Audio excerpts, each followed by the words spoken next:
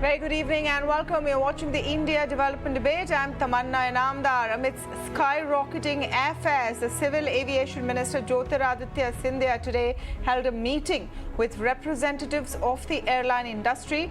While the minister urged the airlines to monitor surging airfares, sources say airlines may be asked to devise a mechanism for ensuring reasonable pricing within the high reservation booking designations, which will be monitored by the DGCA. While the vacuum created by the grounding of Go First is hitting the passengers hard, sending ticket fares to almost double the original prices in some cases, it's the competing airlines which are making the most of it. While Indigo and Air India have added flights in the Plum Go First routes, the airfares too have spiked multiple times in some cases, and surging air traffic is not helping either. Before we move ahead, let me go across to my colleague Samir, who covered that meeting and has this report. On the issue of skyrocketing airfares, the Union Civil Aviation Minister Jyotiraditya Scindia chaired an important meeting with the airline representative. Sources have informed that it was discussed that on busy sector, whether it be Delhi, Chennai, Mumbai, Kolkata, Hyderabad, Bengaluru, or even the tourist hotspot destinations like Leh, Ladakh, Srinagar, or even Northeast, on these sectors there is a steep hike in the airfares, even to an extent that an average airfare has cost even the mark of rupees 15,000 or 20,000, in the sense that if you book a ticket in a span of like 24 hours or 48 hours prior to your scheduled travel, then the average airfares has reached to 15,000-20,000, and there are numerous complaints that have been raised by the air passengers that government has been receiving, and based on this the government has convened a special important meeting that was chaired by the minister himself. The minister has urged the airlines to have a rational approach when deciding the airfares. The airfares currently, it is an unregulated aspect, in the sense that market forces determine the airfares. Higher the demand, higher the airfares is the principle that follows. But the way airfares has gone almost like an uncontrollable situation. That was the key point that triggered the minister to have this meeting. And the minister has urged the airlines to have a rational approach and decide the airfares that should be a little bit affordable for the flights as well. We also know that the way Go First airline, the entire operations has shut down. It has also resulted in the airfares to go up. So all these aspects were taken into account, and that was discussed with the airline representatives. But the minister has urged that airfares should be monitored and it should be rationalized by the airlines. And now the ball is in the court of airlines, that how far they follow the advice of the government and decide their airfares accordingly. All right, to speak more on this, I'm joined now by Jitendra Bhargava, former ED Air India. Dhiraj Mathur, Aviation Expert, is with me on the show, and Himank Tripathy, industry veteran, is also speaking with us today. Welcome to all of you, and thank you so much for joining us this evening. I want to begin with you, Mr. Bhargava, and I want to understand what is this RBD, which the minister now says that the airlines should monitor. So he says that there should be a mechanism for ensuring reasonable pricing within the high RBDs, that's Reservation Booking Designator, which will be monitored by DGCA. Now, what does this mean in layman terms? As we all know, in air industry, it is not like the trains or the railways that you have a uniform fare for all seats. You get into various buckets in your revenue business model, and as you keep filling up the aircraft, the fares keep going up. So when you are doing 75% load factor, you've already filled up 75% seats, the fare will be higher. When it is 85 or 80%, it will be still higher, and it goes on gradually to look at it. So what has happened is that the minister has made a plea to it. To me, it makes no sense. The reason is that with the capacity available in the market and the demand that exists, all airlines are close to 90% and 90% plus, many airlines. The rationale is, and I had pointed this out in an article, that what is unfortunately happening, and minister did not make a mention of it at all in the meeting, that the capacity deployed by the airlines is far lower than what they had committed to DGCA when they got their summer schedule approved. On one side, you have growth in the market, and then you have a reduced capacity deployment. And if one analyzes the total compliance vis-a-vis the summer schedule approval, you find lower the compliance, higher the load factor. SpiceJet, for example, had already asked for an approval for a much lower number of flights. But their compliance in the month of April has been only 53% of the reduced number. But their load factor is the highest in the industry. Akasa Airline, on the other side, has 102% compliance of their schedule approval, but has only 88% of the load factor. So this is a point that should have been attended to, and it's been industry's point of view as well, that the government has no business to be meddling in the matters related to fares. But government certainly has a thing that when DGCA has approved a certain number of flights to be operated, why aren't the airlines putting in that capacity? Now, somebody will say, well, the reason is that Indigo has an aircraft on ground and some other factors. But let's not forget that when an airline submits its schedule to the DGCA, they factor in all the factors or take into consideration all these aspects. But no, okay, just one follow-up to that, Mr. Bhargava, because you've made this point earlier, and it's an interesting one. Are the airlines committed legally, or is there a requirement that they have to fly as many aircrafts as they've submitted, because there might be unforeseen circumstances? For right now, whatever go first, submitted last means nothing, right? No, so they have that leeway, isn't it? Tamanna, let's leave go first aside and stick to April when go first was an operational airline. And we look at it from that perspective, that in the summer schedule, the total number of flights were 29,000 plus per week, which translated to 3,272 flights a day. But what the airlines have been operating has been about 2,800, 2,850 per day, whereas the increases. So my point is, it is DGCA's and government business to ensure, knowing fully well, because when ministry issues a tweet or DGCA says, look, a record number of passengers have flown, they are taking credit for the good of the aviation industry, is what airlines have achieved. But why not say that, look, our job is to also monitor if enough capacity is available in the market. And if they're not, the simple thing is that they may not be legally bound, the airlines for that matter, but number one, as I said, when they submit a schedule, they take in consideration all the factors, availability of crew, aircraft availability, and all those things are very much there. So why hasn't the DGCA asked the airlines, which have defaulted with the lowest compliance, that why are you not operating enough flights? They can't force them. As I understand, they can't force them, but they should at least ask and take this into... No, it's the moral authority. No. Look, please.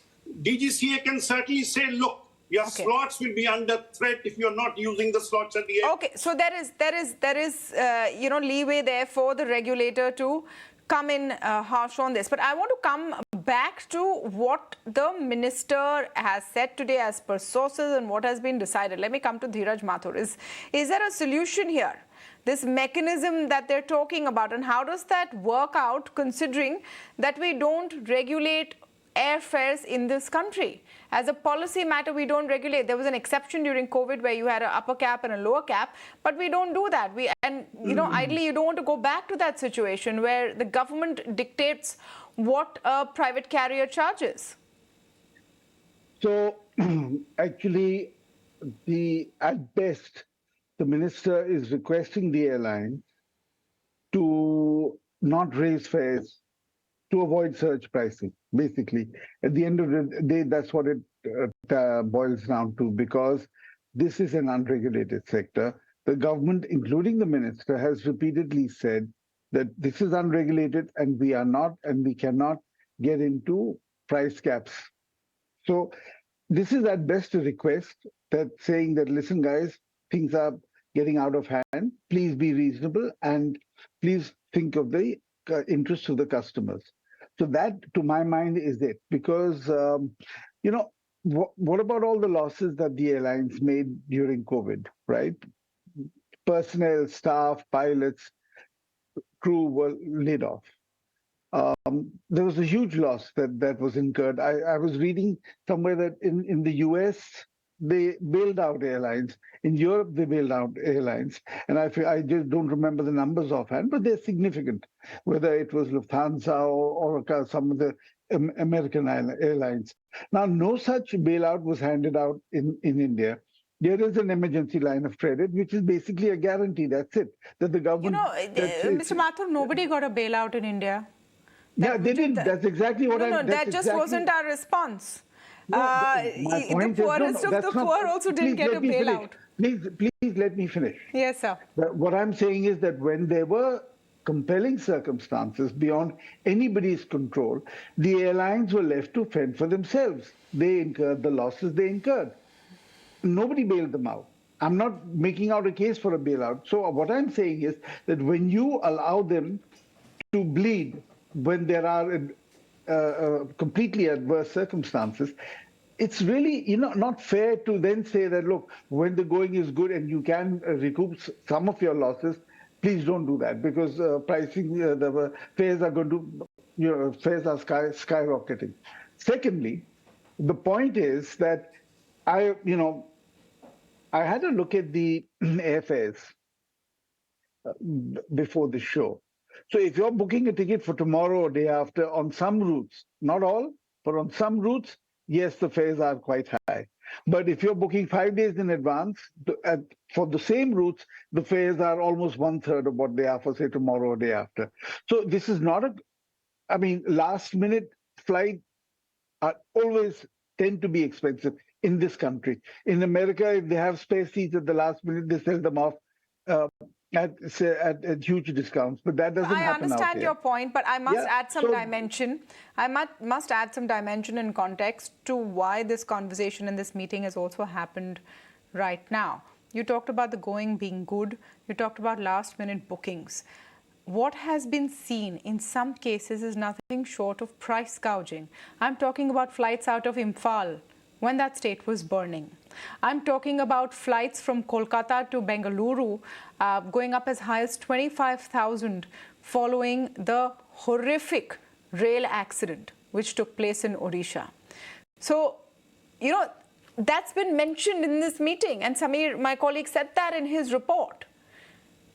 So now clearly, that's not the going being clearly, good. No, that's not absolutely. I completely agree with you. That is, and I've been speaking to some of my friends in the airlines and on precisely this issue, and they have promised to come back to me on this. So I can't really definitively answer this question, but the point that they made was that actually airlines do, as a norm, they avoid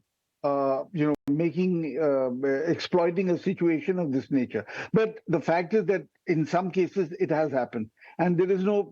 I think that's not correct. It's morally incorrect of the airlines to exploit that kind of situation. But otherwise, for example, to Leh and Ladakh, Go First had a virtual monopoly, so their capacity has been grounded, and therefore demand and supply forces are working, and prices have gone up. And now look at it from an airline's But it's been a month. It's been a month since this Go First situation. I want to get Himank in. Yeah. I think June fares and load factors are both softened. As far as I know, my information is that June fares as of today, there's definitely a concern. I don't think there's any doubt that there is a concern. There are complaints that the ministry has received. It's all over social media. Unfortunately, the spike, and I wouldn't say just spike, the massive increase in airfares after the incidents in Manipur, where there was wide-scale violence, people needed to get out, or even after the deeply unfortunate situation on Friday evening, where there was a 3-train derailment, 1,000 people injured, several deaths, and fares have gone up. So it's not a good look. That is the backdrop and context of this meeting. So we need to keep that in mind. Himank Tripathy, I'm coming back to the same point, because I really want to understand what is this mechanism that they're talking about and what the DGCA will look at. See, I look at this industry, considering that I've closely watched it. I was part of it and I still, attached to it in a way. I feel that there is the lack of balance. I think that is a big miss. I don't see a very healthy competition within our carriers or within this industry. I don't see a solid roadmap collectively coming out to see this industry reaching profitability status. So these are the major issues that I see. I understand there are other issues, but if I look at large, what we need to do is we need to ensure, irrespective of the challenges we face, irrespective who's asking, who's not asking, you being a responsible player, try to bring everybody together and create a win-win-win situation.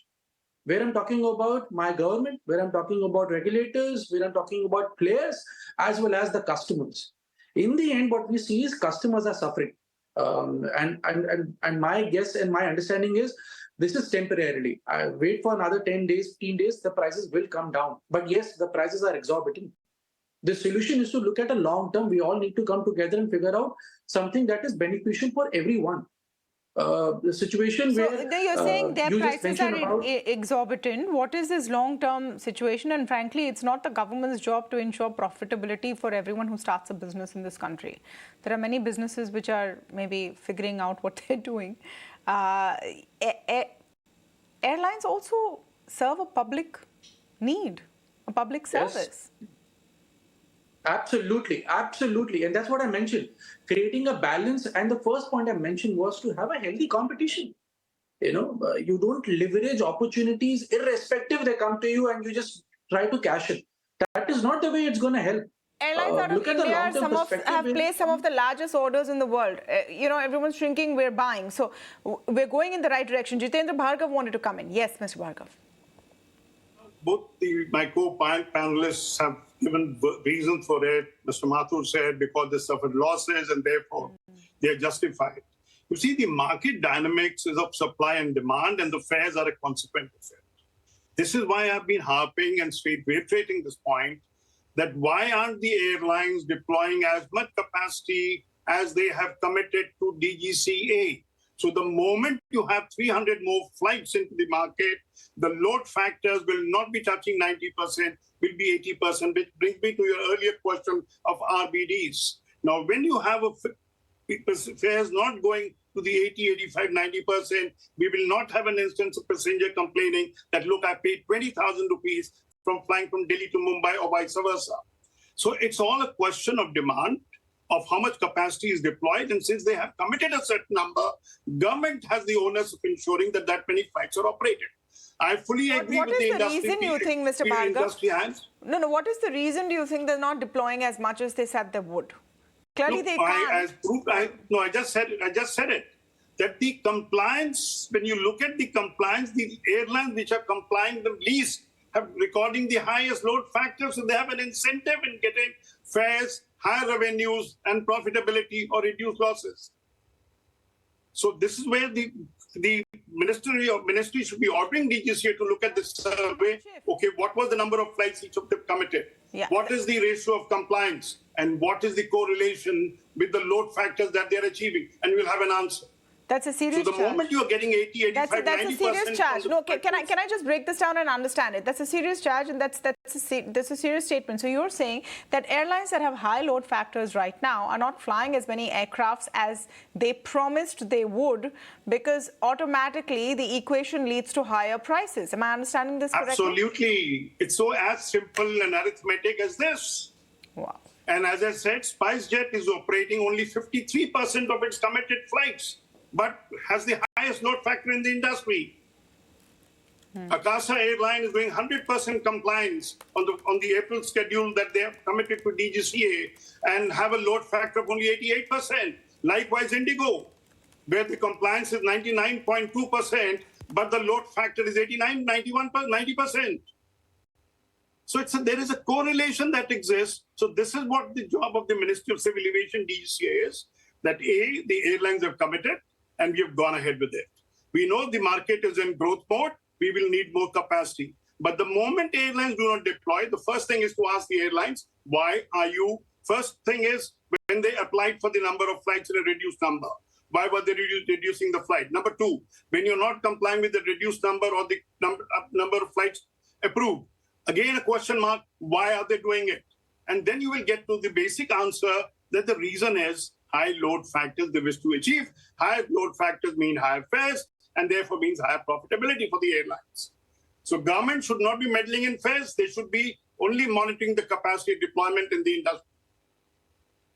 Conversely, one presumes that if they had to control fares or come into some kind of mechanism, they'll just need to fly more aircraft. Dhiraj Mathur, your response to the points that Mr. Bhargava has made. See, with all due respect, when Goa's 50% of their fleet was grounded, they filed for bankruptcy. Because when your fleet is on the ground, your fixed costs, which are very high, they remain, and you have no revenue to service them. So I am not entirely sure if the argument or the hypothesis that Mr. Bhargava has put forward, to what extent that is borne out by economics and numbers. That's the first point. The second point is that, look, when we're looking at airlines, when we're looking at their costs, there are three key determinants of that cost which are completely beyond their control. One is the exchange rate. Almost a substantial portion of their costs are in US dollars. Mathur, Hang on. No, just specific to the point and the observation that airlines that have high passenger factors, load factors, are flying less aircraft than they said they would. Right. Why would they do that? I don't think they would do that because, as I said right in the beginning, the fixed costs are very high. And why would an airlines ground 30% or 25% of its fleet? Is the delta that they would get through, say, a higher ticket price sufficient to cover the fixed costs of the fleet that's not flying? I don't think so. So I believe I don't buy this argument that airlines are deliberately not putting aircraft in the air so that they get higher load factors and then they can charge higher prices. I don't think so. And secondly, I did take a look, at least for this month. If you're buying, as I said earlier, if you want to fly today, tomorrow, day after, maybe on some routes and not all. Some routes the fares are high, but if you're willing to wait, or rather, if you are booking 5 days or a week in advance, the fares are even as low as 50% of what you'd pay if you had to fly tomorrow. So I don't think this is a systematic price gouging that's taking place. This is just a supply and demand situation, that if you're buying a ticket at the last minute, the prices will be higher. But if you're willing to book a week in advance, you will get a far more rational and sensible price. So I don't buy into the argument that airlines are deliberately grounding their aircraft. I don't think so. Are they flying less than they said they would? I mean, that's a matter of fact, not opinion. Yeah, absolutely. That's a matter of fact. And then we need to see why is that so. We definitely Tamanna, know just one that point here. we definitely... Let's exclude the month of May because of the Go First case. I'm talking of figures relating to the month of April when Go First was flying. Okay. So and it conclusively establishes that lower the compliance with respect to the number of flights operated, higher the load factors they've achieved. Well, I mean, that of course is a bit of a sort of an obvious statement. That if there are Mr. Mathur, one can always argue whether it is deliberate or it is just coincident. I mean, exactly. But when you look at the data of the month of January, February, March, and April, you find a very consistent factor that this is okay, one minute. Let Mr. Mathur make his point. Let him lay out. You must understand a fundamental principle of econometrics is that correlation does not imply causation.